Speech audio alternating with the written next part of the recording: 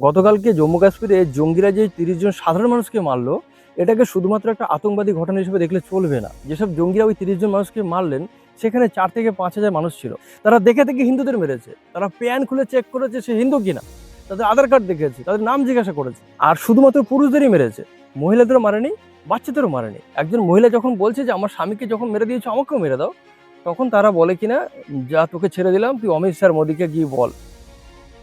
তো এটা পুরোপুরি হিন্দু কিলিং। সবাই বলে আতঙ্কবাদীদের ধর্ম হয় না, সেটা তো বুঝলাম, আমিও তাই মনে করি। কিন্তু যদি আতঙ্কবাদীরা কাউকে তার ধর্ম জিজ্ঞাসা করে, তার প্যান খুলে পরীক্ষা করে, তাকে গুলি করে মারে, তারপরও কি বলবেন যে আতঙ্কবাদীদের ধর্ম হয় না? এটা পুরোপুরি ভারত সরকারকে একটা থ্রেট করা, চ্যালেঞ্জ দেওয়া। এটা পুরোপুরি হিন্দু কিলিং। যারা পাকিস্তানে বসে সব নোংরামো করছে, তারা কিন্তু এর উত্তর পাবে, কেউ ছাড় পাবে না। হয়তো সামনাসামনি আপনারা নাও দেখতে পারেন যে আগের মতন সার্জিক্যাল স্ট্রাইক হবে, নাও হতে পারে। অনেকেই চাইছে যে ভারতকে কেন্দ্র করে এশিয়া মহাদেশে একটা যুদ্ধের পটভূমি তৈরি হোক, যেখানে অনেকে স্বার্থ জড়িয়ে আছে। হয়তো ভারত এখানে পা নাও দিতে পারে, যার সম্ভাবনাই বেশি, তাই সরাসরি কোনো কিছু নাও দেখতে পারেন।